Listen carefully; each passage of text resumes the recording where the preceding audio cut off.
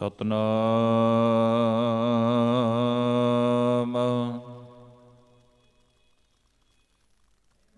ਧੰਨ ਵਾਹਿਗੁਰੂ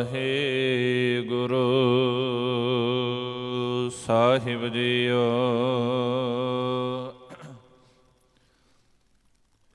ਇਛਾ ਪੂਰਕ ਸਰਬ ਸੁਖ ਦਾਤਾ ਹਰਿ,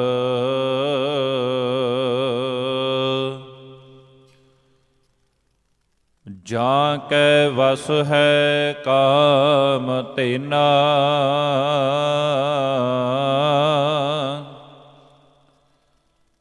ਸੋ ਐਸਾ ਹਰਿ ਧਿਆਈਐ ਮੇਰੇ ਜੀਅੜੇ,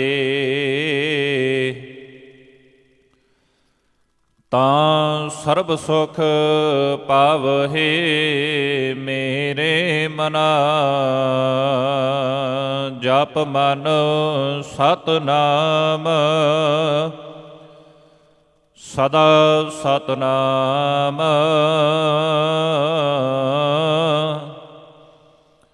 ਹਲਤ ਪਲਤ ਮੁਖ ਉਜਲ ਹੋਈ ਹੈ, ਨਿਤ ਧਿਆਈਐ ਹਰ ਪੁਰਖ ਨਿਰੰਜਨਾ। ਜਹ ਹਰ ਸਿਮਰਨ ਭਇਆ, ਤਹ ਉਪਾਦ ਗਤ ਕੀਨੀ। ਵਡ ਪਾਗੀ ਹਰ ਜਪਨਾ,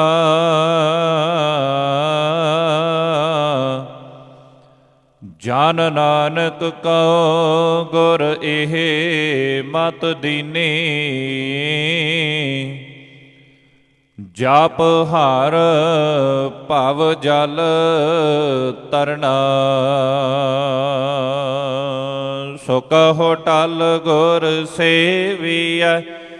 ਅਹਨਿਸ ਸਹਿਜ ਸੁਭਾਏ, ਦਰਸ਼ਨ ਪਰਸੈ ਗੁਰੂ ਕੈ।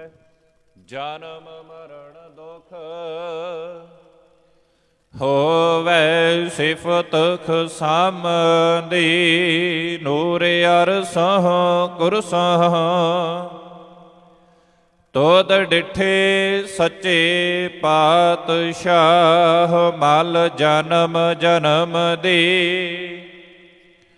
ਸੱਜਣ ਸੱਚਾ ਪਾਤਸ਼ਾਹ। ਸਿਰ ਸ਼ਾਹਾਂ ਦੈ ਜਿਸ ਪਾਸ ਬੈਠਿਆਂ ਸੋਹੀਐ ਸਭਨਾ ਦਾਵੇ। ਜਿਸ ਪਾਸ ਬੈਠਿਆਂ ਸੋਹੀਐ ਸਭਨਾ ਦਾਵੇ ਸਾਹੋ। ਸਤਨਾਮ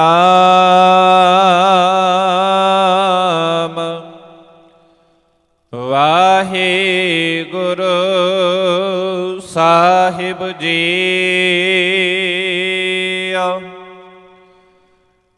ਸੋਰਠ ਮਹੱਲਾ ਨੌਵਾਂ। ਮਨ ਰੇ ਕੌਣ ਕੋ ਮਤ ਤੈ ਲੀਨੀ। ਪਰ ਦਾਰਾ ਨਿੰਦਿਆ ਰਸ ਰਚਿਆ। ਰਾਮ ਭਗਤ ਨਹਿ ਕੀਨੀ। ਮਨ ਰੇ ਕੌਣ ਕੋ ਮਤ ਤੈ ਲੀਨੀ। ਪਰ ਦਾਰਾ ਨਿੰਦਿਆ ਰਸ ਰਚਿਆ। ਰਾਮ ਭਗਤ ਨਹਿ ਕੀਨੀ। ਰਹਾਉ ਮੁਕਤ ਪੰਥ ਜਾਣਿਓ ਤੈ ਨਾਹਨ। ਧਨ ਜੋਰਨ ਕਉ ਧਾਇਆ। ਅੰਤ ਸੰਗ ਕਾਹੂ ਨਹੀਂ ਦੀਨਾ। ਬਿਰਥਾ ਆਪ ਬੰਧਾਇਆ, ਨਾ ਹਾਰ ਭਜਿਆ, ਨਾ ਗੁਰ ਜਨ ਸੇਵਿਆ। ਨਹਿ ਉਪਜਿਆ ਕਛ ਗਿਆਨਾ, ਘਟ ਹੀ ਮਾਹੇ ਨਿਰੰਜਨ ਤੇਰੇ। ਤੈਂ ਖੋਜਤ ਉਦਿਆਨਾ, ਬਹੁਤ ਜਨਮ ਪਰਮਤ ਤੈਂ ਹਾਰਿਓ। ਆਸ ਥਿਰ ਮਤ ਨਹੀਂ ਪਾਈ, ਮਾਨਸ ਦੇਹ ਪਾਏ ਪਦ ਹਰ ਭਜ। ਨਾਨਕ ਬਾਤ ਬਤਾਈ, ਬਹੁਤ ਜਨਮ ਪਰਮਤ ਤੈਂ ਹਾਰਿਓ। ਆਸ ਥਿਰ ਮਤ ਨਹੀਂ ਪਾਈ, ਮਾਨਸ ਦੇਹ ਪਾਏ ਪਦ ਹਰ ਭਜ। ਨਾਨਕ ਬਾਤ ਬਤਾਈ,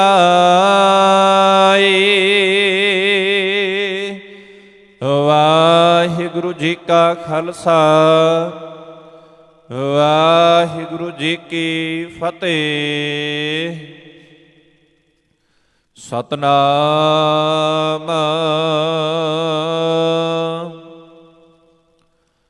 ਵਾਹਿਗੁਰੂ ਸਾਹਿਬ ਜੀਓ।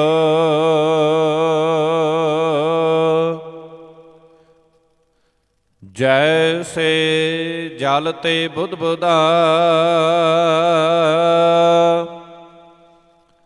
ਉਪਜੈ ਬਿਨਸੈ ਨੀਤ। ਜਗ ਰਚਨਾ ਤੈਸੇ ਰਚੀ, ਕਹੋ ਨਾਨਕ ਸੁਨ ਮੀਤ। ਜਗ ਰਚਨਾ ਤੈਸੇ ਰਚੀ, ਕਹੋ ਨਾਨਕ ਸੁਨ ਮੀਤ। ਸਤਨਾਮ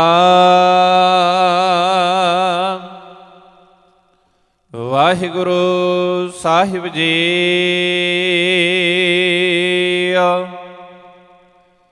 ਕਬੀਰ ਮਹਿੰਦੀ ਕਰ ਘਾਲਿਆ, ਆਪ ਪੀਸਾਏ ਪੀਸਾਏ। ਤੈਂ ਸ਼ਹਿ ਬਾਤ ਨ ਪੁੱਛੀਐ, ਕਬਹੂ ਨ ਲਾਈ ਪਾਏ। ਕਬੀਰ ਮਹਿੰਦੀ ਕਰ ਘਾਲਿਆ,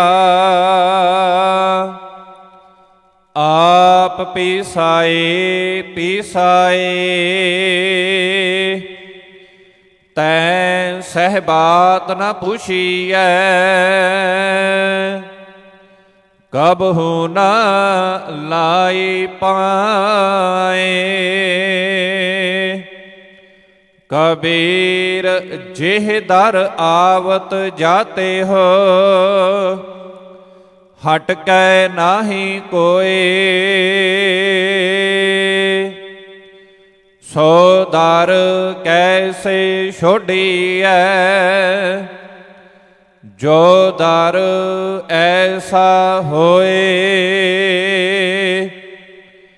ਕਬੀਰ ਡੂਬਾ ਥਾ ਪੈ ਉਬਰਿਓ,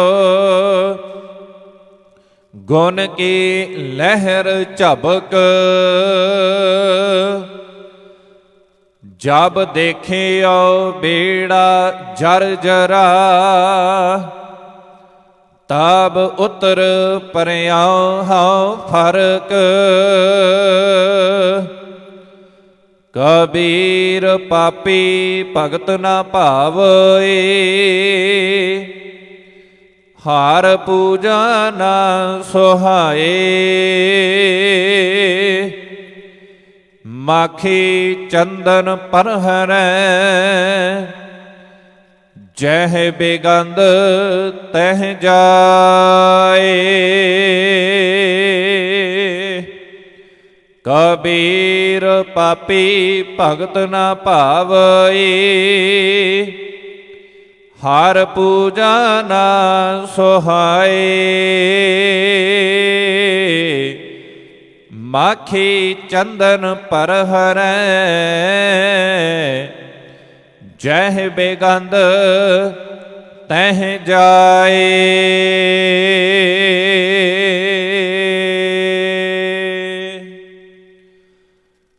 ਪਰਮ ਸਨਮਾਨਯੋਗ ਚਵਰ ਛਤਰ ਤਖਤ ਦੇ ਮਾਲਕ ਮੁਜਸਮੇ ਆਬੇ ਹਯਾਤ ਵਾਲੀਏ ਕੁਲ ਆਲਮ ਹਲਤ ਪਲਤ ਕੇ ਰਖਿਅਕ ਧੰਨ ਧੰਨ ਸਤਿਗੁਰੂ ਸ੍ਰੀ ਗੁਰੂ ਗ੍ਰੰਥ ਸਾਹਿਬ ਦਾਤਾਰ ਪਿਤਾ ਜੀ ਪਾਤਸ਼ਾਹ ਜੀਆਂ ਦੀ ਪਾਵਨ ਪਵਿੱਤਰ ਹਜ਼ੂਰੀ ਦੇ ਅੰਦਰ ਸੁਭਾਏਮਾਨ ਸਤਿਕਾਰਯੋਗ ਸਤ ਸੰਗੀ ਜਨੋ, ਵਡਭਾਗੇ ਹਾਂ ਸਤਿਗੁਰੂ ਜੀਆਂ ਦੀ ਅਪਾਰ ਰਹਿਮਤ ਬਖਸ਼ਿਸ਼ ਕਿਰਪਾ ਦੇ ਸਦਕਾ ਸਜੇ ਹੋਏ ਅੰਮ੍ਰਿਤ ਵੇਲੇ ਦੇ ਦੀਵਾਨਾਂ ਅੰਦਰ ਹਾਜ਼ਰੀਆਂ ਭਰਨ ਦਾ ਸੁਭਾਗ ਸਮਾਂ ਪ੍ਰਾਪਤ ਹੋਇਆ ਹੈ। ਆਓ ਪਾਵਨ ਅਸਥਾਨ ਤੋਂ ਚੱਲ ਰਹੀ ਲੜੀਵਾਰ ਗੁਰਬਾਣੀ ਦੀ ਵਿਚਾਰ ਦੇ ਨਾਲ ਜੁੜਨ ਦਾ ਯਤਨ ਕਰੀਏ। ਵਿਚਾਰਾਂ ਦੀ ਆਰੰਭਤਾ ਤੋਂ ਪਹਿਲਾਂ ਮਨ ਬਿਰਤੀਆਂ ਨੂੰ ਇਕਾਗਰ ਚਿਤ ਕਰਦਿਆਂ ਹੋਇਆਂ ਅਦਬੋ ਸਤਿਕਾਰ ਸਹਿਤ ਕਹੋ ਜੀ ਵਾਹਿਗੁਰੂ ਜੀ ਕਾ ਖਾਲਸਾ ਵਾਹਿਗੁਰੂ ਜੀ ਕੀ ਫਤਿਹ। ਭਗਤ ਕਬੀਰ ਸਾਹਿਬ ਜੀਆਂ ਦੇ ਪਾਵਨ ਸ਼ਲੋਕਾਂ ਦੀ ਵਿਚਾਰ ਆਪ ਜੀ ਸਰਵਣ ਕਰਨਾ ਕਰ ਰਹੇ ਹੋ। ਕੱਲ ਦੇ ਸ਼ਲੋਕ ਦੇ ਵਿੱਚ ਜੋ ਕਿ ਭਗਤ ਕਬੀਰ ਸਾਹਿਬ ਜੀਆਂ ਨੇ ਇਹ ਬਿਆਨ ਕੀਤਾ ਸੀ ਕਿ ਇਹ ਮਿੱਟੀ ਦੇ ਪੁਤਲੇ ਮਨੁੱਖ ਇਹਨਾਂ ਦਾ ਨਾਮ ਰੱਖਿਆ ਗਿਆ ਹੈ। 4 ਦਿਵਸ ਕੇ ਪਾਹੁਨੇ ਵੱਡ ਵੱਡ ਰੁੰਦੇ ਥਾਵੋਂ, 4 ਦਿਨ ਦੀ ਇੱਥੇ ਵਸੇਬਾ ਏ। ਇੱਥੇ 4 ਦਿਨ ਤੋਂ ਭਾਵ ਇਹ ਹੈ ਜਿਵੇਂ ਸਾਡੇ ਘਰਾਂ ਦੇ ਵਿੱਚ ਕੋਈ ਗੈਸਟ ਆਉਂਦਾ ਏ, ਕੋਈ ਮਹਿਮਾਨ ਆਉਂਦਾ ਏ, ਉਹ ਬਾਹਲੇ ਦਿਨ ਘਰ ਦੇ ਵਿੱਚ ਨਹੀਂ ਰਹਿ ਸਕਦਾ, ਕਿਉਂਕਿ ਉਹਨੂੰ ਇਹ ਹੁੰਦਾ ਹੈ ਮੈਂ ਆਪਣੇ ਘਰ ਵਾਪਸ ਜਾਵਾਂ, ਆਪਣਾ ਮੈਂ ਕੰਮਕਾਰ ਦੇਖਾਂ। ਜੇਕਰ ਮੈਂ ਇੱਥੇ ਹੀ ਬੈਠਾ ਰਿਹਾ ਫਿਰ ਹੋ ਸਕਦਾ ਹੈ ਕਿ ਮੈਂ ਆਪਣੇ ਕਾਰਜ ਤੋਂ ਅਵੇਸਲਾ ਹੋ ਜਾਵਾਂ। ਇਸੇ ਕਰਕੇ ਬਾਬਾ ਕਬੀਰ ਸਾਹਿਬ ਜੀ ਕਹਿੰਦੇ ਭਾਈ ਤੂੰ ਵੀ ਉਸ ਮਹਿਮਾਨ ਦੀ ਤਰ੍ਹਾਂ ਏ, ਤੂੰ ਵੀ ਉਸ ਪ੍ਰਾਹੁਣੇ ਦੀ ਤਰ੍ਹਾਂ ਏ। ਉਹ ਗੱਲ ਵੱਖਰੀ ਹੈ ਕਿ ਮਹਿਮਾਨ ਇੱਥੇ ਆ ਕੇ 1 ਦਿਨ ਰੁਕੇਗਾ, 2 ਦਿਨ ਰੁਕੇਗਾ, ਤੇਰੇ ਜਿੰਨੇ ਸਾਹ ਨੇ ਉਹਨਾਂ ਸਮਾਂ ਤੇਰੇ ਪਾਸ ਹੈ। ਸਮਾਂ ਕਾਹਦਾ ਪ੍ਰਾਣੀ, ਤੂੰ ਆਇਓ ਲਾਹਾ ਲੈਣ, ਲੱਗਾ ਕਿਤਕ ਫਕੜੇ, ਸਾਬ ਮੁੱਕਦੀ ਚੱਲੀ ਰਹਿਣ। ਰਹਿਣ ਭਾਵ ਕਿ ਇਹ ਜੀਵਨ ਰੂਪੀ ਰਾਤ ਹੈ ਜਿਹੜੀ ਕਹਿੰਦੇ ਇਹ ਦਿਨ ਪ੍ਰਤੀ ਦਿਨ ਮੁੱਕਦੀ ਜਾ ਰਹੀ ਹੈ। ਰਾਤ ਅਸੀਂ ਜਦੋਂ ਸੌਂਦੇ ਹਾਂ ਉਸ ਟਾਈਮ ਦੇ ਉੱਤੇ ਨੀਂਦ ਆ ਗਈ, ਨੀਂਦ ਤੋਂ ਬਾਅਦ ਅੱਖ ਖੋਲ੍ਹਦੀ ਹੈ, ਸਵੇਰ ਹੋਈ ਹੁੰਦੀ ਹੈ। ਪਰ ਇਸ ਜੀਵਨ ਰੂਪੀ ਰਾਤ ਦੇ ਵਿੱਚ ਕਹਿੰਦੇ ਨੇ ਇਨਸਾਨ ਨੂੰ ਜਾਗ ਹੀ ਉਦੋਂ ਆਉਂਦੀ ਹੈ ਜਦੋਂ ਸਾਰਾ ਜੀਵਨ ਬਤੀਤ ਹੋ ਗਿਆ। ਫਿਰ ਉਹ ਪਰਮਾਤਮਾ ਦੇ ਅੱਗੇ ਇਹ ਜਿੰਦ ਜਿਹੜੀ ਹੈ ਇਹ ਤਰਲੇ ਕਰਦੀ ਹੈ। ਬਾਬਾ ਫਰੀਦ ਸਾਹਿਬ ਜੀਆਂ ਨੇ ਸ਼ਲੋਕ ਦੇ ਵਿੱਚ ਇਹ ਬਿਆਨ ਕੀਤਾ ਹੈ ਕਿ ਕਹਿੰਦੇ ਜਦੋਂ ਮੌਤ ਸਾਹਮਣੇ ਦਿਸਦੀ ਹੈ ਨਾ, ਫਿਰ ਇਹ ਇਨਸਾਨ ਦਾ ਮਨ ਜਿਹੜਾ ਇਹ ਬੇਨਤੀ ਕਰਦਾ ਹੈ ਕਿ ਪ੍ਰਮਾਤਮਾ ਕੁਝ ਸਮਾਂ ਹੋਰ ਮੈਨੂੰ ਦੇ ਦੇ, ਮੈਂ ਤੇਰਾ ਨਾਮ ਜਪ ਸਕਾਂ। ਕਹਿੰਦੇ ਉਸ ਸਮੇਂ ਨਾ ਜ਼ਮੀਨ ਨਾ ਜਾਇਦਾਦ ਨਾ ਕੋਈ ਰਿਸ਼ਵਤ ਹੀ ਦੇ ਸਕਦਾ ਹੈ, ਕਿਉਂਕਿ ਸਮਾਂ ਮੁਕਰਰ ਹੈ, ਟਾਈਮ ਮੁਕਰਰ ਹੈ। ਬਾਬਾ ਫਰੀਦ ਜੀ ਕਹਿੰਦੇ ਜਿੰਦ ਨਿਮਾਣੀ ਕੱਢੀਏ ਹੱਡਾਂ ਕੂ ਕੜਕਾਏ। ਜਿੰਦ ਜਿਹੜੀ ਹੈ ਨਾ, ਇਹ ਜਦੋਂ ਨਿਕਲਦੀ ਹੈ ਹੱਡ ਕੜਕਦੇ ਨੇ। ਹੱਡ ਕੜਕਣ ਤੋਂ ਭਾਵ ਫਿਰ ਸਰੀਰ ਦੁਖੀ ਹੁੰਦਾ ਹੈ। ਆਮ ਤੁਸੀਂ ਹਸਪੀਟਲਾਂ ਦੇ ਵਿੱਚ, ਘਰਾਂ ਦੇ ਵਿੱਚ ਐਸੇ ਵੀ ਵਿਅਕਤੀ ਵੇਖੇ ਨੇ ਜੋ ਜ਼ਿੰਦਗੀ ਤੇ ਮੌਤ ਦੀ ਲੜਾਈ ਲੜ ਰਹੇ ਨੇ। ਉਹ ਜ਼ਿੰਦਗੀ ਤੋਂ ਹਾਰ ਚੁੱਕੇ ਇਨਸਾਨ ਨੇ। ਉਹ ਕਹਿੰਦੇ ਨੇ ਇਹਦੇ ਨਾਲੋਂ ਚੰਗਾ ਤੇ ਮੌਤ ਆ ਜਾਵੇ। ਕਿਉਂ? ਕਿਉਂਕਿ ਉਹ ਜ਼ਿੰਦਗੀ ਤੋਂ ਹਾਰ ਗਏ ਨੇ। ਜੇਕਰ ਪ੍ਰਮਾਤਮਾ ਦਾ ਨਾਮ ਜਪਿਆ ਹੁੰਦਾ ਤੇ ਉਹਨਾਂ ਦਾ ਇਸ ਤਰ੍ਹਾਂ ਜ਼ਿੰਦਗੀ ਬਤੀਤ ਕਰਨ ਦਾ ਜੋ ਸੰਸਾਰ ਦੇ ਵਿੱਚ ਢੰਗ ਉਹ ਨਹੀਂ ਸੀ ਹੋਣਾ, ਬਦਲ ਜਾਣਾ ਸੀ। ਇਸ ਕਰਕੇ ਬਾਬਾ ਕਬੀਰ ਸਾਹਿਬ ਜੀ ਕਹਿੰਦੇ ਭਾਈ 4 ਦਿਨਾਂ ਦਾ ਤੂੰ ਪ੍ਰਾਹੁਣ ਤੇ ਐਵੇਂ ਕਾਹਤੋਂ ਆਪਣਾ ਆਪ ਜਿਤਾ ਰਿਹਾ ਹੈ, ਐਵੇਂ ਕਾਹਤੋਂ ਮੇਰੀ ਮੇਰੀ ਕਰ ਰਿਹਾ ਹੈ। ਧੰਨ ਗੁਰੂ ਨਾਨਕ ਸਾਹਿਬ ਮਹਾਰਾਜ ਜੀ ਇੱਕ ਘਟਨਾ ਯਾਦ ਆ ਗਈ। ਜਦੋਂ ਕਰਤਾਰਪੁਰ ਸਾਹਿਬ ਦੀ ਧਰਤੀ ਤੇ ਆਏ ਨਾ, ਇਹ ਇੱਕ ਜ਼ਮੀਨਦਾਰ ਸੀ, ਚੰਗਾ ਸ਼ਾਹੂਕਾਰ ਸੀ। ਉਹਦੀ ਜ਼ਮੀਨ ਸੀ, ਜਿਸ ਜ਼ਮੀਨ ਦੇ ਵਿੱਚ ਹਜ਼ੂਰ ਜੀ ਨੇ ਕਰਤਾਰਪੁਰ ਵਸਾਇਆ। ਭਾਈ ਦੋਧਾ ਉਹਦਾ ਨਾਮ ਆਇਆ ਇਤਿਹਾਸ ਦੇ ਵਿੱਚ। ਕਹਿੰਦੇ ਕਿ ਜਦੋਂ ਪਤਾ ਲੱਗਾ, ਇਹ ਤੇ ਇਹਦੀ ਘਰ ਵਾਲੀ ਨੂੰ ਪਤਾ ਲੱਗਾ ਕਿ ਸਾਡੇ ਖੇਤਾਂ ਦੇ ਵਿੱਚ ਕੋਈ ਫਕੀਰ ਬੈਠਾ ਹੋਇਆ ਹੈ, ਇਹਦਾ ਕੰਮ ਧਨਾੜ ਸੀ, ਸ਼ਾਹੂਕਾਰ ਸੀ। ਘਰ ਆਇਆ, ਆਪਣੀ ਘਰ ਵਾਲੀ ਨੂੰ ਨਾਲ ਲਿਆ ਤੇ ਕਹਿੰਦੇ ਨੇ ਕਿ ਦੁੱਧ ਗਰਮ ਕਰਕੇ ਹਜ਼ੂਰ ਜੀ ਦੇ ਸਾਹਮਣੇ ਲੈ ਕੇ ਗਿਆ। ਸਤਿਗੁਰੂ ਸੱਚੇ ਪਾਤਸ਼ਾਹ ਜੀ ਨੂੰ ਕਹਿਣ ਲੱਗਾ ਕਿ ਇਹ ਦੁੱਧ ਨੂੰ ਛਕਣਾ ਕਰੋ। ਹੁਣ ਗੁਰੂ ਸਾਹਿਬ ਤੇ ਦਿਲ ਦੀ ਜਾਣਨ ਵਾਲੇ ਨੇ, ਅੰਦਰ ਦੀ ਜਾਣਨ ਵਾਲੇ ਨੇ। ਮਹਾਰਾਜ ਜੀ ਕਹਿੰਦੇ ਕਿ ਇਹਦੇ ਮਨ ਦੇ ਅੰਦਰ ਮੈਂ ਮੇਰੀ ਦਾ ਜਿਹੜਾ ਸਿਲਸਿਲਾ ਉਹ ਬਹੁਤ ਪ੍ਰਬਲ ਹੈ, ਚੱਲ ਰਿਹਾ ਹੈ ਕਿ ਮੇਰੀ ਇੰਨੀ ਜ਼ਮੀਨ, ਮੇਰੀ ਇੰਨੀ ਜਾਇਦਾਦ, ਇਹਨੇ ਮੇਰੇ ਕੋਲ ਪਸ਼ੂ ਨੇ, ਇਹਨਾਂ ਮੇਰਾ ਪਸਾਰਾ ਹੈ। ਹੁਣ ਸਤਿਗੁਰੂ ਸੱਚੇ ਪਾਤਸ਼ਾਹ ਜੀ ਦਾ ਸਮਝਾਉਣ ਦਾ ਤਰੀਕਾ ਬਹੁਤ ਨਿਵੇਕਲਾ ਸੀ, ਕਿਉਂਕਿ ਉਹ ਸਮਝਾਉਂਦੇ ਵੀ ਸਨ। ਇਹ ਪਹਿਲਾਂ ਵੀ ਬੇਨਤੀ ਅਕਸਰ ਹੀ ਕਰੀਦੀ ਹੈ ਕਿ ਗੁਰੂ ਨਾਨਕ ਸਾਹਿਬ ਜੀ ਦਾ ਜਿਹੜਾ ਸਮਝਾਉਣ ਦਾ ਤਰੀਕਾ ਸੀ ਨਾ, ਉਹ ਇਸ ਤਰ੍ਹਾਂ ਦਾ ਸੀ ਕਿ ਗੱਲ ਵੀ ਕਹਿ ਦੇਣੀ ਹੈ, ਸਿੱਖਿਆ ਵੀ ਦੇ ਦੇਣੀ ਹੈ, ਅਗਲੇ ਨੂੰ ਬੁਰਾ ਵੀ ਨਹੀਂ ਲੱਗਦਾ। ਅੱਜ ਕਿਸੇ ਨੂੰ ਤੁਸੀਂ ਗੱਲ ਕਹਿ ਕੇ ਵੇਖੋ, ਇੱਦਾਂ ਨਹੀਂ ਇੱਦਾਂ ਕਰ, ਉਹ ਕਹੇਗਾ ਤੂੰ ਜ਼ਿਆਦਾ ਸਿਆਣਾ ਆ ਗਿਆ। ਭਾਵੇਂ ਕਿ ਹੁੰਦੀ ਕੰਮ ਦੀ ਗੱਲ ਹੈ, ਅਸਲ ਦੇ ਵਿੱਚ ਜੇ ਕਿਸੇ ਨੂੰ ਕੋਈ ਗੱਲ ਕਹੀ ਜਾਂਦੀ ਹੈ ਉਹਦੇ ਭਲੇ ਦੇ ਲਈ ਕਹੀ ਜਾਂਦੀ ਹੈ। ਜੇ ਕੋਈ ਬਜ਼ੁਰਗ ਸਾਨੂੰ ਕੋਈ ਗੱਲ ਕਹਿੰਦਾ ਹੈ ਨਾ, ਉਹ ਭਲੇ ਦੇ ਲਈ ਕਹਿੰਦਾ ਹੈ।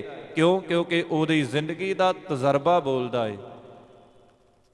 ਜ਼ਿੰਦਗੀ ਦੇ ਵਿੱਚ ਉਹਨੂੰ ਪਤਾ ਹੈ ਕਿੱਥੇ ਲਾਭ ਦੇ ਕਿੱਥੇ ਹਾਨੀ ਹੈ, ਕਿਉਂਕਿ ਜ਼ਿੰਦਗੀ ਉਹਨੇ ਬਤੀਤ ਕੀਤੀ ਹੈ। ਹੁਣ ਸਤਿਗੁਰੂ ਸੱਚੇ ਪਾਤਸ਼ਾਹ ਜੀ ਦੇ ਪਾਸ ਇਹ ਭਾਈ ਦੋਧਾ ਆਇਆ ਹੈ।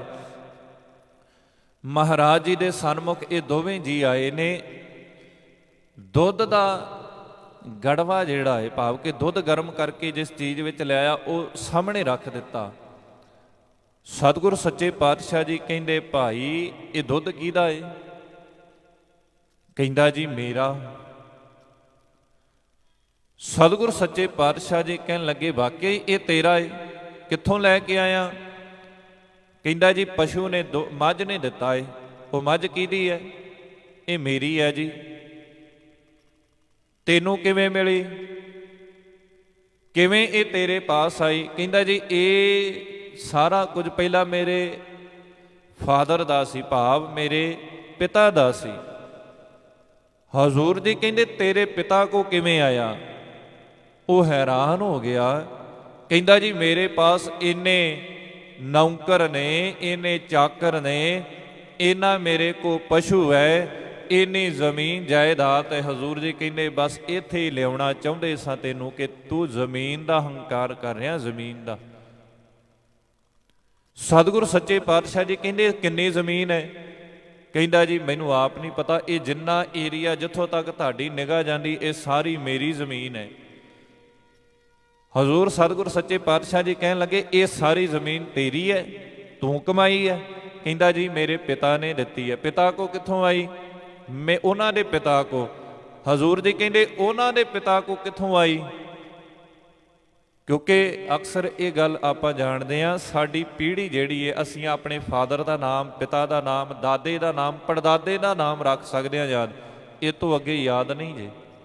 ਆਮ ਘਰਾਂ ਦੇ ਵਿੱਚ ਆਉਣ ਵਾਲੇ ਸਮੇਂ ਦੇ ਵਿੱਚ ਜਿਹੜਾ ਆਉਣ ਵਾਲਾ ਸਮਾਂ ਹੈ, ਫਿਊਚਰ ਹੈ, ਮਸਾਂ ਹੀ ਹੈ ਕਿ 3 ਪੀੜ੍ਹੀਆਂ ਦੇ ਨਾਂ ਬੱਚਿਆਂ ਨੂੰ ਚੇਤਾ ਰਹਿ ਜਾਣ, ਨਹੀਂ ਤੇ ਉਹ ਵੀ ਭੁੱਲ ਜਾਣੇ। ਜਿਹੋ ਜਿਹੇ ਹਾਲਾਤ ਹੋ ਗਏ ਨੇ, ਜਿਹੋ ਜਿਹੇ ਸੰਸਾਰ ਦੇ ਹਾਲਾਤ ਅਸੀਂ ਦੇਖ ਰਹੇ ਹਾਂ ਨਾ, ਆਉਣ ਵਾਲੇ ਸਮੇਂ ਦੇ ਵਿੱਚ 2-3 ਪੀੜ੍ਹੀਆਂ ਦੇ ਨਾਮ ਚੇਤੇ ਰਹਿ ਜਾਣੇ।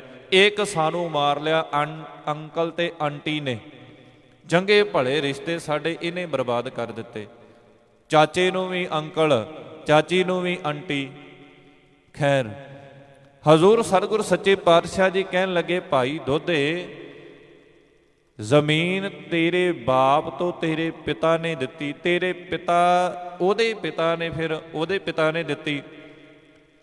ਕਹਿੰਦੇ ਨੇ ਕਿ ਕਦੇ ਕਰਤਾਰ ਦਾ ਨਾਮ ਸੁਣਿਆ ਹੀ? ਕਰਤਾਰ ਦਾ, ਇਹ ਜ਼ਮੀਨ ਕਰਤਾਰ ਦੀ ਹੈ। ਇਹ ਸ਼ਾਹੂਕਾਰ ਸੀ ਪਿੰਡ ਦਾ। ਸੋਚਣ ਲੱਗਾ, ਕਹਿੰਦਾ ਕਿ ਕਰਤਾਰ ਅੱਜ ਤੱਕ ਪਿੰਡ ਦੇ ਵਿੱਚ ਕਿਸੇ ਨਾਂ ਸੁਣਿਆ ਨਹੀਂ, ਮੈਂ ਕਿਸੇ ਦਾ ਨਾਂ ਹੀ ਨਹੀਂ ਸੁਣਿਆ। ਹਜ਼ੂਰ ਸਤਿਗੁਰ ਸੱਚੇ ਪਾਤਸ਼ਾਹ ਜੀ ਕਹਿਣ ਲੱਗੇ, ਭਾਈ ਦੋਧੇ, ਇਹ ਜ਼ਮੀਨ ਕਰਤਾਰ ਦੀ ਹੈ। ਕਹਿਣ ਲੱਗਾ, ਹਜ਼ੂਰ ਸਤਿਗੁਰ ਸੱਚੇ ਪਾਤਸ਼ਾਹ ਜੀ ਨੂੰ ਕਹਿਣ ਲੱਗਾ, ਕਹਿੰਦਾ ਜੀ ਮੈਨੂੰ ਨਹੀਂ ਪਤਾ ਕਰਤਾਰ ਕੌਣ ਹੈ, ਨਾ ਮੈਂ ਕਦੀ ਪਿੰਡ ਦੇ ਵਿੱਚ ਇਹਦਾ ਨਾਂ ਸੁਣਿਆ ਹੈ। ਹੋ ਸਕਦਾ ਹੈ ਜਿਸ ਕਰਤਾਰ ਦੇ ਬਾਰੇ ਤੁਸੀਂ ਦੱਸ ਰਹੇ ਹੋ, ਇਹ ਜ਼ਮੀਨ ਉਹਦੀ ਹੋਵੇਗੀ, ਉਹਨੇ ਸਾਡੇ ਬਾਬੇ ਦੇ ਬਾਬੇ ਨੂੰ ਦਿੱਤੀ ਹੋਵੇਗੀ, ਫਿਰ ਬਾਬੇ ਤੋਂ ਗਾਂ ਸਾਡੇ ਪੜਦਾਦੇ ਕੋਲ ਆਈ ਹੋਵੇਗੀ, ਪੜਦਾਦੇ ਤੋਂ ਗਾਂ ਦਾਦੇ ਨੂੰ ਆਈ ਹੋਵੇਗੀ, ਦਾਦੇ ਤੋਂ ਗਾਂ ਫਿਰ ਕਹਿੰਦੇ ਨੇ ਕਿ ਪਿਤਾ ਨੂੰ, ਪਿਤਾ ਤੋਂ ਬਾਅਦ ਮੇਰੇ ਕੋਲ ਆਈ ਹੈ। ਹਜ਼ੂਰ ਜੀ ਕਹਿੰਦੇ ਇਹ ਜ਼ਮੀਨ ਕਰਤਾਰ ਦੀ ਹੈ। ਹਜ਼ੂਰ ਜੀ ਨੇ ਜੇਕਰ ਨਾਂ ਰੱਖਿਆ ਗਿਆ ਇਸ ਪਾਵਨ ਅਸਥਾਨ ਦੇ, ਭਾਵ ਕਿ ਇਹ ਜ਼ਮੀਨ ਦਾ ਕਰਤਾਰਪੁਰ ਰੱਖਿਆ ਗਿਆ, ਐਵੇਂ ਨਹੀਂ ਕਰਤਾਰਪੁਰ ਨਾਂ ਪਿਆ ਇਸ ਧਰਤੀ ਦਾ। ਹਜ਼ੂਰ ਜੀ ਨੇ ਕਿਹਾ ਇਹ ਜ਼ਮੀਨ ਕਰਤਾਰ ਦੀ ਹੈ। ਉਹ ਕਰਤਾਰ ਵਿਅਕਤੀ ਸਮਝਦਾ ਸੀ ਕਿ ਹੋ ਸਕਦਾ ਹੈ ਕੋਈ ਸਾਡੇ ਦਾਦੇ ਦੇ ਪੜਦਾਦੇ ਤੋਂ ਵੀ ਪਹਿਲਾਂ ਕੋਈ ਕਰਤਾਰ ਨਾਮ ਦਾ ਵਿਅਕਤੀ ਵਸਦਾ ਹੋਵੇ। ਹਜ਼ੂਰ ਜੀ ਉਹਦੀ ਗੱਲ ਕਰ ਰਹੇ ਹੋਣ। ਸਤਿਗੁਰ ਸੱਚੇ ਪਾਤਸ਼ਾਹ ਜੀ ਨੇ ਸਮਝਾਉਣਾ ਕੀਤਾ, ਭਾਈ ਦੋਧੇ, ਕਰਤਾਰ ਵਿਅਕਤੀ ਦਾ ਨਾਂ ਨਹੀਂ ਹੈ, ਕਰਤਾਰ ਪਰਮਾਤਮਾ ਦਾ ਨਾਮ ਹੈ। ਚਰਨਾਂ ਦੇ ਵਿੱਚ ਢਹਿ ਪਿਆ। ਕਹਿਣ ਲੱਗਾ, ਸਤਿਗੁਰ ਸੱਚੇ ਪਾਤਸ਼ਾਹ ਜੀ ਅੱਜ ਗਿਆਨ ਹੋ ਗਿਆ। ਗਿਆਨ ਇਹ ਨਹੀਂ, ਅਸਲ ਦੇ ਵਿੱਚ ਗਿਆਨ ਨੂੰ ਅਸੀਂ ਇਹ ਸਮਝ ਲਿਆ ਕਿ ਜਿਹਦੇ ਪਾਸ 4 ਅੱਖਰਾਂ ਨੂੰ ਬੋਲਣ ਦਾ ਤਜਰਬਾ ਹੈ, ਉਹਨੂੰ ਅਸੀਂ ਕਹਿ ਦਿੰਦੇ ਹਾਂ ਵਾਹ ਬਈ ਇਹਨੂੰ ਕਿੰਨਾ ਗਿਆਨ ਹੈ। ਅਸਲ ਦੇ ਵਿੱਚ ਗਿਆਨ ਇਹ ਨਹੀਂ ਹੈ। ਕੁਝ ਜਿਹੜੇ ਅੱਖਰ ਨੇ, ਕੁਝ ਜਿਹੜੇ ਸ਼ਬਦ ਨੇ, ਉਹਨਾਂ ਨੂੰ ਅਸੀਂ ਬੜਾ ਸੰਕੋਚ ਕੇ ਰੱਖ ਦਿੱਤਾ। ਜਿਵੇਂ ਕੋਈ ਕੀਮਤੀ ਚੀਜ਼ ਹੋਵੇ ਨਾ, ਉਹਨੂੰ ਕੱਪੜੇ ਦੇ ਵਿੱਚ ਲਵੇਟ ਕੇ ਰੱਖ ਦਿੱਤਾ ਜਾਂਦਾ ਹੈ ਜਾਂ ਸਾਂਭ ਦਿੱਤਾ ਜਾਂਦਾ ਹੈ ਵੀ ਇਹ ਲੋੜ ਵੇਲੇ ਕੰਮ ਆਵੇਗੀ, ਐਵੇਂ ਨਹੀਂ ਇਹਨੂੰ ਕੱਢਣੀ। ਇਸੇ ਤਰ੍ਹਾਂ ਜਿਹੜੇ ਕੁਝ ਸ਼ਬਦ ਸਨ, ਮੈਂ ਰਾਤ ਵੀ ਦੀਵਾਨਾਂ ਵਿੱਚ ਇਹੀ ਬੇਨਤੀ ਕੀਤੀ ਸੀ ਕਿ ਕੁਝ ਜਿਹੜੇ ਸ਼ਬਦ ਸਨ ਉਹਨਾਂ ਨੂੰ ਬਿਲਕੁਲ ਅਸੀਂ ਢੱਕ ਕੇ ਰੱਖ ਦਿੱਤਾ ਹੈ। ਉਹ ਕੱਪੜਾ ਕਦੀ ਉਹਨਾਂ ਤੋਂ ਚੁੱਕਿਆ ਹੀ ਨਹੀਂ ਕਿ ਕਿਤੇ ਇਹਨਾਂ ਦੇ ਬਾਰੇ ਦੂਜਿਆਂ ਨੂੰ ਨਾ ਪਤਾ ਲੱਗ ਜਾਵੇ। ਹੁਣ ਜਿਹੜੇ ਆਮ ਭੁਲੇਖਾ ਪਾਇਆ ਜਾਂਦਾ ਉਹ ਇਸੇ ਕਰਕੇ ਹੈ ਭਾਈ, ਜੇਕਰ ਇਹ ਆਪ ਗੁਰਬਾਣੀ ਪੜ੍ਹਨ ਲੱਗ ਪਏ, ਆਪ ਸਮਝਣ ਲੱਗ ਪਏ, ਫਿਰ ਸਾਡੇ ਪਾਸ ਕੋਈ ਆਵੇਗਾ ਨਹੀਂ। ਜ਼ਿਆਦਾਤਰ ਇਹ ਹਾਲਾਤ ਇਸੇ ਤਰ੍ਹਾਂ, ਐਵੇਂ ਨਹੀਂ। ਅਕਾਲ ਤਖਤ ਸਾਹਿਬ ਤੋਂ ਇਹ ਹੁਕਮਨਾਮਾ ਜਾਰੀ ਹੋਇਆ, ਭਾਈ ਸਹਿਜ ਪਾਠ ਆਪ ਕਰੋ। ਇਸੇ ਕਰਕੇ ਹੁਕਮਨਾਮੇ ਜਿਹੜੇ ਨੇ ਇਸੇ ਕਰਕੇ ਇਹ ਜਾਰੀ ਕੀਤੇ ਜਾਂਦੇ ਨੇ। ਗੁਰਬਾਣੀ ਨੂੰ ਆਪ ਸਮਝੋ, ਆਪ ਜੀਵਨ ਦੇ ਵਿੱਚ ਲੈ ਕੇ ਆਓ, ਤਾਂ ਜੋ ਸਾਨੂੰ ਗੁਰਬਾਣੀ ਦੇ ਬਾਰੇ, ਗੁਰੂ ਦੇ ਇਸ ਪਾਵਨ ਸ਼ਬਦਾਂ ਦੇ ਬਾਰੇ ਸਾਨੂੰ ਆਪ ਗਿਆਨ ਹੋ ਸਕੇ। ਭਾਵੇਂ ਰੋਜ਼ ਦਾ ਏਕਾਂਗ ਹੀ ਕਰੋ, ਪਰ ਉਹਨੂੰ ਕਰੋ ਸਮਝ ਕੇ, ਵਿਚਾਰ ਕੇ ਕਰੋ। ਭਾਈ ਦੋਧਾ ਆਖਣ ਲੱਗਾ, ਕਹਿੰਦਾ ਸਤਿਗੁਰ ਸੱਚੇ ਪਾਤਸ਼ਾਹ ਜੀ ਅੱਜ ਗਿਆਨ ਹੋ ਗਿਆ, ਅੱਖਰਾਂ ਦਾ ਗਿਆਨ ਨਹੀਂ। ਕਹਿੰਦਾ ਅੱਜ ਉਸ ਅਵਸਥਾ ਨੂੰ ਅਸੀਂ ਭਾਵ ਜਿਹਨੂੰ ਗੁਰਬਾਣੀ ਦੇ ਵਿੱਚ ਗੁਰੂ ਨਾਨਕ ਸਾਹਿਬ ਮਹਾਰਾਜ ਜੀ ਨੇ ਇਹ ਕਿਹਾ ਗਿਆਨ ਖੰਡ, ਕਹਿੰਦੇ ਨੇ ਕਿ ਅੱਜ ਇਹ ਭਾਈ ਦੋਧਾ ਗਿਆਨ ਖੰਡ ਦੀ ਅਵਸਥਾ ਨੂੰ ਇਹਨੇ ਪ੍ਰਾਪਤ ਕਰ ਲਿਆ ਵੀ ਗਿਆਨ ਹੋ ਗਿਆ, ਮੈਨੂੰ ਸਮਝ ਆ ਗਈ ਹੈ, ਗਿਆਨ ਹੋ ਗਿਆ, ਮੈਨੂੰ ਚੰਗੇ ਤੇ ਬੁਰੇ ਦੀ ਉਹ ਚੰਗੀ ਤਰ੍ਹਾਂ ਸਮਝ ਆ ਗਈ ਹੈ। ਕੀ ਜ਼ਿੰਦਗੀ ਦੇ ਵਿੱਚ ਕਰਨਾ ਚਾਹੀਦਾ ਹੈ, ਕੀ ਨਹੀਂ ਕਰਨਾ ਚਾਹੀਦਾ, ਗਿਆਨ ਹੋ ਗਿਆ। ਗਿਆਨ ਅਖਰੀ ਗਿਆਨ ਨਹੀਂ। ਬਾਬਾ ਕਬੀਰ ਸਾਹਿਬ ਜੀ ਵੀ ਇਸੇ ਕਰਕੇ ਕਹਿ ਰਹੇ ਨੇ, ਕਬੀਰ ਮਹਿੰਦੀ ਕਰ ਘਾਲਿਆ, ਆਪ ਪਿਸਾਏ ਪਿਸਾਏ। ਬਾਬਾ ਕਬੀਰ ਸਾਹਿਬ ਜੀ ਕਹਿੰਦੇ ਤੁਸੀਂ ਮਹਿੰਦੀ ਨੂੰ ਵੇਖੋ, ਕੁਝ ਪਦਾਰਥ ਐਸੇ ਨੇ ਜਿਨ੍ਹਾਂ ਨੂੰ ਪੀਣਾ ਪੈਂਦਾ ਹੈ, ਪੀਸਣਾ ਪੈਂਦਾ ਹੈ। ਮਿਕਸੀ ਦੇ ਵਿੱਚ, ਪੱਥਰਾਂ ਦੇ ਉੱਤੇ, ਸਿਲ ਤੇ ਪੀਸੇ ਜਾਂਦੇ ਨੇ। ਇਹਨਾਂ ਦੇ ਵਿੱਚ ਹਲਦੀ ਵੀ ਆਉਂਦੀ ਹੈ, ਹਲਦੀ ਨੂੰ ਵੀ ਪੀਸਿਆ ਜਾਂਦਾ ਹੈ। ਚੱਕੀ ਦੇ ਵਿੱਚ ਜਿਵੇਂ ਕਣਕ ਪੀਸੀ ਜਾਂਦੀ ਹੈ, ਆਟਾ ਫੇਰ ਬਣਦਾ ਹੈ। ਕਹਿੰਦੇ ਇਸੇ ਤਰ੍ਹਾਂ ਕਬੀਰ ਮਹਿੰਦੀ ਕਰ ਘਾਲਿਆ। ਮਹਿੰਦੀ ਕਹਿੰਦੇ ਪਹਿਲਾਂ ਉਹਨੂੰ ਚੰਗੀ ਤਰ੍ਹਾਂ ਪੀਸਿਆ ਜਾਂਦਾ ਹੈ, ਆਪ ਪੀਸਾਏ ਪਿਸਾਏ। ਉਹਨੂੰ ਬਹੁਤ ਬਰੀਕ ਕਰਕੇ ਕਹਿੰਦੇ ਪੀਸਿਆ ਜਾਂਦਾ ਹੈ। ਉਹ ਭਾਵ ਕਿ ਚੱਕੀ ਦੇ ਪੁੜਾਂ ਦੇ ਥੱਲਿਓਂ ਹੋ ਕੇ ਕਹਿੰਦੇ ਨੇ ਉਹ ਪੀਸੀ ਜਾਂਦੀ ਹੈ। ਆਪਣਾ ਆਪ ਇੰਨੀ ਇਸ ਪੀਹ ਦੇ ਵਿੱਚ ਉਹ ਜਦੋਂ ਆਪਣੇ ਆਪ ਨੂੰ ਲੈ ਕੇ ਆਉਂਦੀ ਹੈ ਨਾ, ਕਹਿੰਦੇ ਨੇ ਕਿ ਇਸੇ ਤਰ੍ਹਾਂ ਭਾਈ ਇਹ ਸੰਸਾਰ ਦੇ ਵਿੱਚ ਤੂੰ ਆਪਣੇ ਜਨਮ ਨੂੰ ਸਫਲਾ ਕਰਨਾ ਹੈ। ਕਬੀਰ ਮਹਿੰਦੀ ਕਰ ਘਾਲਿਆ, ਆਪ ਪਿਸਾਏ ਪਿਸਾਏ। ਉਹ ਪੀਸੀ ਜਾਂਦੀ ਹੈ। ਤੈਂ ਸਹਿ ਬਾਤ ਨਾ ਪੁੱਛਿਆ, ਕਬਹੁ ਨਾ ਲਾਈ ਪਾਏ। ਫਿਰ ਉਸ ਮਹਿੰਦੀ, ਜਦੋਂ ਉਹ ਮਹਿੰਦੀ ਪੀਸੀ ਜਾਂਦੀ ਹੈ, ਉਹਨੂੰ ਪਾਣੀ ਦੇ ਵਿੱਚ ਗੱਲਾ ਕਰਕੇ ਲਾਉਣ ਵਾਲੇ, ਕੋਈ ਸਿਰ ਨੂੰ ਲਾਉਂਦਾ ਹੈ, ਕੋਈ ਪੈਰਾਂ ਨੂੰ ਲਾਉਂਦਾ ਹੈ, ਕੋਈ ਹੱਥਾਂ ਨੂੰ ਲਾਉਂਦਾ ਹੈ। ਕਹਿੰਦੇ ਇਸੇ ਤਰ੍ਹਾਂ ਇਹਨੇ ਦੁੱਖਾਂ ਨੂੰ ਝੱਲ ਕੇ, ਸਰੀਰ ਤੇ ਕਸ਼ਟ ਝੱਲ ਕੇ ਜੋਗੀ ਲੋਕ ਜਿਹੜੇ ਨੇ, ਭਾਵ ਇਹ ਜਿਹੜੇ ਆਪਣੇ ਸਰੀਰ ਨੂੰ ਕਿੰਨੇ ਕਸ਼ਟ ਦਿੰਦੇ ਨੇ, ਕਿੰਨੀਆਂ ਰਿੱਧੀਆਂ ਸਿੱਧੀਆਂ ਕਹਿੰਦੇ ਸਾਡੇ ਪਾਸ ਆ ਜਾਣ, ਕਿੰਨੇ ਮਾਤਮ ਤੰਤਰਾਂ ਦੇ ਵਿੱਚ ਕਹਿੰਦੇ ਨੇ ਇਹ ਜਪ ਤਪ ਕਰਦੇ ਨੇ। ਤੈਂ ਸਹਿ ਬਾਤ ਨਾ ਪੁੱਛੀਐ। ਮੰਨ ਲਓ ਕੋਈ ਜੋਗੀ ਸਿੱਧ ਹੈ, ਉਹ ਇੱਕ ਲੱਤ ਤੇ ਖੜਾ ਹੋ ਕੇ ਪ੍ਰਮਾਤਮਾ ਦਾ ਨਾਮ ਜਪ ਰਿਹਾ ਹੋਵੇ, ਉਹ ਜਪਦਿਆਂ ਜਪਦਿਆਂ ਕਿੰਨੇ ਹੀ ਸਾਲ ਬਤੀਤ ਹੋ ਜਾਣ ਪਰ ਹੱਥ ਨੂੰ ਕੱਖ ਨਾ ਆਵੇ। ਇਸ ਤਰ੍ਹਾਂ ਹੱਥ ਆਉਣਾ ਵੀ ਨਹੀਂ ਕੁਝ। ਹਜ਼ੂਰ ਜੀ ਦਾ ਬਚਨ ਪੜ੍ਹਦੇ ਆ ਨਾ, ਅੰਜਨ ਮਾਹੀ ਨਿਰੰਜਨ ਰਹੀਐ, ਜੋਗ ਜੁਗਤ ਇਵ ਪਾਈਐ। ਭਾਵ ਕਿ ਇਹ ਪ੍ਰਮਾਤਮਾ ਵਾਹਿਗੁਰੂ ਅੰਜਨ ਦੇ ਵਿੱਚ, ਇਸ ਸੰਸਾਰ ਦੇ ਵਿੱਚ ਹੀ ਰਹਿ ਕੇ ਪ੍ਰਾਪਤ ਹੁੰਦਾ ਹੈ। ਹਜ਼ੂਰ ਜੀ ਕਹਿੰਦੇ ਤੈਂ ਸਹਿ ਬਾਤ ਨਾ ਪੁੱਛੀਏ, ਕਬਹੁ ਨਾ ਲਾਈ ਪਾਏ। ਜੇ ਕੋਈ ਇੰਨਾ ਤਗੜਾ ਤਪਸਵੀ ਤਪ ਕਰਦਾ ਏ, ਕਹਿੰਦੇ ਉਹਦੀ ਕੋਈ ਬਾਤ ਹੀ ਨਾ ਪੁੱਛੇ, ਪ੍ਰਮਾਤਮਾ ਉਹਦੀ ਬਾਤ ਹੀ ਨਾ ਪੁੱਛੇ, ਤੇ ਫਿਰ ਉਹਦੇ ਤੇ ਕੀ ਅਸਰ ਹੋਵੇਗਾ। ਅਸਲ ਦੇ ਵਿੱਚ ਇਹ ਸਮਝਾਉਣ ਦਾ ਇੱਕ ਤਰੀਕਾ ਹੈ ਕਿ ਭਾਈ ਜੇਕਰ ਪ੍ਰਮਾਤਮਾ ਦਾ ਨਾਮ ਵੀ ਜਪਣਾ ਨਾ, ਹੱਠ ਤਪ ਇਹਨੇ ਸਰੀਰ ਨੂੰ ਕਸ਼ਟ ਦੇਣ ਦੀ ਲੋੜ ਨਹੀਂ। ਪ੍ਰਮਾਤਮਾ ਦੇ ਸਹਿ ਸੁਭਾਏ ਹਿਰਦੇ ਦੇ ਵਿੱਚ ਜਦੋਂ ਆਣ ਕੇ ਵਸਦਾ, ਉਹਦਾ ਨਾਮ ਤੁਸੀਂ ਘਰ ਬੈਠਿਆਂ ਹੀ ਜਪ ਸਕਦੇ ਹੋ। ਸਤਿਗੁਰੂ ਸਾਹਿਬ ਜੀ ਕਿਰਪਾ ਕਰਨ। ਬਾਬਾ ਕਬੀਰ ਸਾਹਿਬ ਜੀਆਂ ਦੇ ਇਹਨਾਂ ਬਚਨਾਂ ਨੂੰ ਆਪਣੇ ਹਿਰਦੇ ਵਿੱਚ ਵਸਾਉਣ ਦਾ ਯਤਨ ਕਰੀਏ, ਤਾਂ ਜੋ ਲੋਕ ਸੁਖੀ ਪਰਲੋਕ ਸੁਹੇਲਾ ਹੋ ਸਕੇ। ਵਿਚਾਰ ਕਰਦਿਆਂ ਹੋਈਆਂ ਬੇਅੰਤ ਪ੍ਰਕਾਰ ਦੀਆਂ ਭੁੱਲਾਂ ਧੰਨ ਸਤਿਗੁਰੂ ਗੁਰੂ ਗ੍ਰੰਥ ਸਾਹਿਬ ਮਹਾਰਾਜ ਜੀ ਬਖਸ਼ਣ ਜੋਗ ਬੁਲਾਓ। ਫਤਿਹ ਆਖੋ ਜੀ। ਵਾਹਿਗੁਰੂ ਜੀ ਕਾ ਖਾਲਸਾ, ਵਾਹਿਗੁਰੂ ਜੀ ਕੀ ਫਤਿਹ।